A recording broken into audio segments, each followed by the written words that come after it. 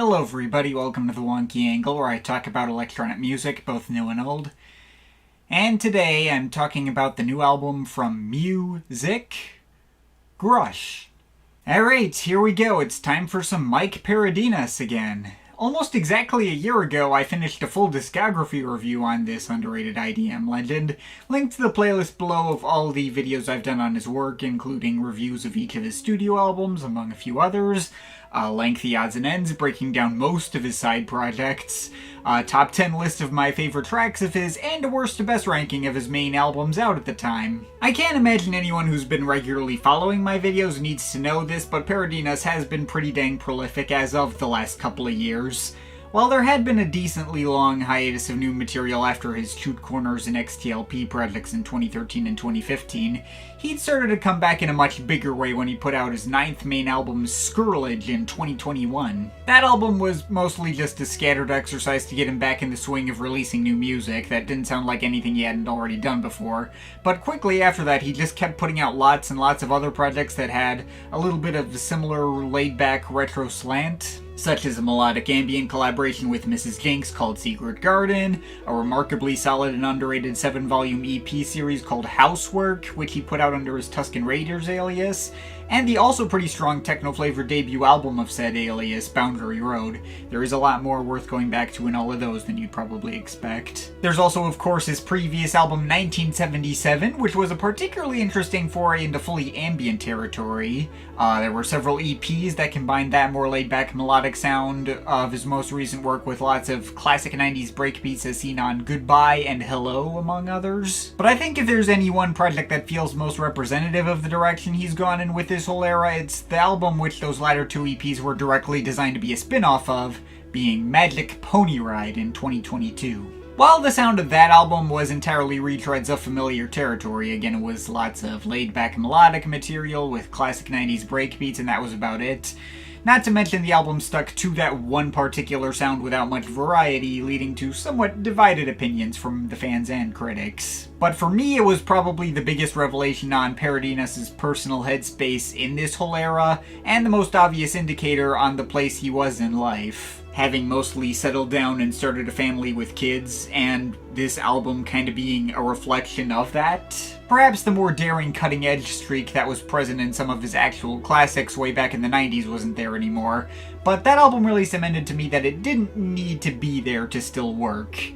And it delivered an emotional truth that got me thinking about Paradinas as a person more than any other previous projects he'd put out. Which brings us to this newest album he's just put out, Grush, an album that very much sits within the exact same lineage as Magic Pony Ride. And when I mean the exact same, I really mean the exact same. All the synth tones and general laid-back vibe are carried over from that album in particular, right down to the inclusion of a track called Magic Pony Ride Part 4 that delivers exactly what it says on the tin. The only other developments in sound that Magic Pony Ride didn't also have are perhaps a couple of 90s trance influences scattered around, and a few slightly more modern sounding flares that are carried over from projects of his like Shoot Corners. Otherwise, this may as well be a spin-off project meant to add on to what he did before, much in the same way his XTLP comp added on to Shoot Corners or the Hello and Goodbye EPs added on to Magic Pony Ride before. I've already seen a little bit of the critical response to this latest project, and it seems to be even more positive than the response has been to his other most recent projects from the past couple of years. While nobody is under the illusion that Grush is delivering anything new he hasn't already done before,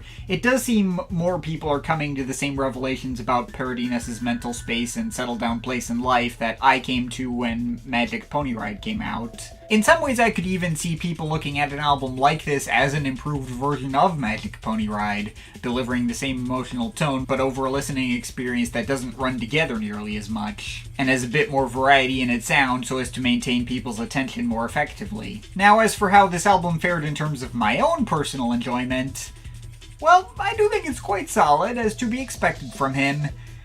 Though I would be lying if I said the total lack of originality here and obvious similarities to his other most recent projects wasn't something I kinda struggled with. In one breath, when it comes to the full scope of Paradinas' musical output, including all the various side projects and archival compilations he's put out over the years, one will find that the guy's not one to care too much about having some redundancy in terms of the sounds he explores. He's got loads of projects that act more as spin-offs to add on to other more major releases of his, either when that comes to more recent endeavors or more frequently spun off from his proper 90s classics such as Lunatic Harness and all those. In the greater scheme of his overall output, a project like Grush sticking so firmly to the sounds of another album he's already put out, like Magic Pony Ride, isn't really that surprising, and I've heard plenty of archival or other side projects from him which have given me much less interesting material to personally latch onto than this does.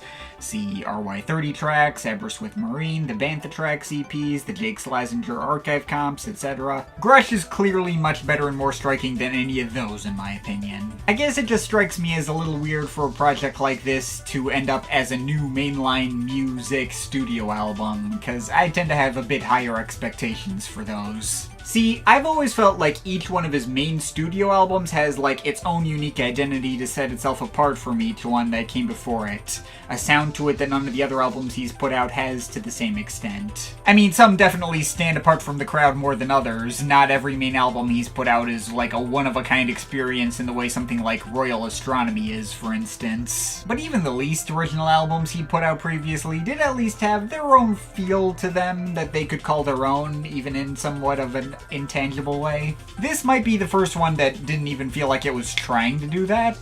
The closest he'd previously come to a main album that didn't really have its own well-formed identity in his catalog was the above-mentioned Skrillex in 2021.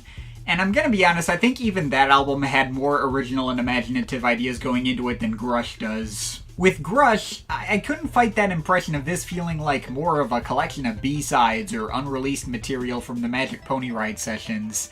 A side offering to add on to an album that, while I loved, didn't leave me feeling like I needed this much more material that sounded just like it. And as a result, I think this might be by a slight hair my least favorite of his main studio albums to date. But again, to make it clear, that is not saying much. I don't think his catalog of studio albums had any misses beforehand, including Skrillex, and I don't even think this album is a miss either. It's still quite enjoyable all around, even in its worst moments, and like I said earlier, I would totally get it if other people heard this and ended up getting into it even more than Magic Pony Ride on the merit of running together much less than that one. There are solid highlights all over this. If you want stuff that's on the much more dance-centric side, as the album seems to have been directly advertised around, you got tracks like Hyper Daddy and Imperial Crescent that hit you with all these bright melodic arpeggios and frantic complex percussion workouts that are plenty of fun.